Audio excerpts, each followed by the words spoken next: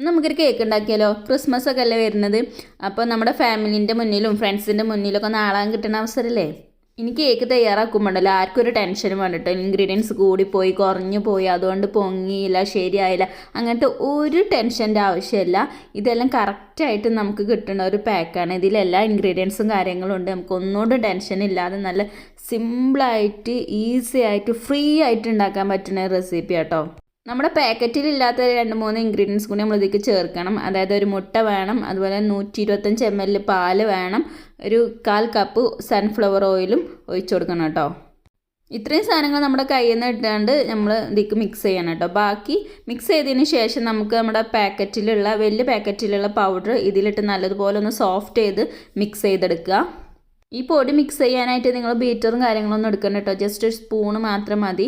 അത് വെച്ചിട്ട് തന്നെ നല്ലോണം സോഫ്റ്റ് ആക്കി എടുക്കുക. പിന്നെ അതിൻ്റെ കൂടെ കിട്ടുന്ന ഒരു ചോക്ലേറ്റ് ചിപ്സ് ആണത്. അതും കൂടി കുറച്ചൊക്കെ ആഡ് ചെയ്യുക കേട്ടോ. കുറച്ച് നമുക്ക് ബാക്കി ഡെക്കറേഷന് വേണ്ടി എടുക്കണം. ഇനി നമുക്ക് അതിൻ്റെ കൂടെ കിട്ടിയിട്ടുള്ള മഫിൻ്റെ കപ്പിലോട്ട് ഒരു 3/4 ഭാഗത്തോളം ഇത് ഒരേപോലെ ഫില്ല് ചെയ്ത് കൊടുക്കുക. എന്നിട്ട് നമ്മൾ എടുത്ത് വെച്ചിട്ടുള്ള ചോക്കോ ചിപ്സ് അതിൻ്റെ മേലെ ഡെക്കറേഷന് വേണ്ടിയിട്ട് ഇട്ട് കൊടുക്കുക.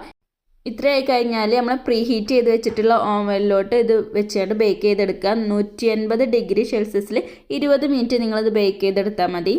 അപ്പോൾ നമ്മുടെ മഫിൻ ഇവിടെ റെഡി ആയി കഴിഞ്ഞിട്ടുണ്ട്. നല്ല പൊങ്ങി വന്നിട്ടുണ്ട്. നല്ല അടിപൊളിയായിട്ട് കുക്കായിട്ടുണ്ട് കേട്ടോ. ഇനി നമുക്കിതൊന്ന് ടേസ്റ്റ് ചെയ്ത് നോക്കണം. നിങ്ങൾ ചൂടോർക്ക് ടേസ്റ്റ് ചെയ്ത് നോക്കരുത്. നല്ല തണുത്തിട്ട് വേണം ടേസ്റ്റ് ചെയ്യാനായിട്ട്. അപ്പോഴാണ് അതിൻ്റെ കറക്റ്റ് ടേസ്റ്റ് നമുക്ക് കിട്ടുള്ളൂ. അപ്പോൾ ഞാൻ ഏതായാലും ഒന്ന് ടേസ്റ്റ് ചെയ്ത് നോക്കുന്നുണ്ട്. സംഭവം അടിപൊളിയായിട്ടുണ്ട്. അപ്പോൾ എല്ലാവരും ഈ ക്രിസ്മസിന് ഇതൊന്ന് ട്രൈ ചെയ്ത് നോക്കുക. കേക്കിൻ്റെ റെസിപ്പി അടിപൊളിയല്ലേ. അപ്പോൾ ഈ ക്രിസ്മസ് പൊളിച്ചെടുക്കല്ലേ. നിങ്ങളുടെ അഭിപ്രായങ്ങൾ പറയാൻ മറക്കരുത് കേട്ടോ. അപ്പോൾ എല്ലാവർക്കും ചൂസ്.